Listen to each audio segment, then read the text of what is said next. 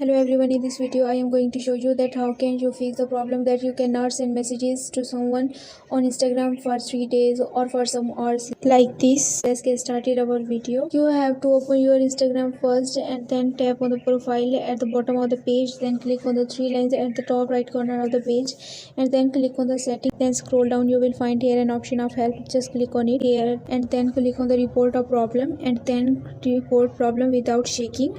You will find here such type of the interface. You have to briefly explain your problem like I am explaining that Instagram team. After opening Instagram Messenger, you can't send messages for 3 days. Error is visible. Please solve this problem. Then you have to add a screenshot of your problem like I am selecting it from my gallery like this.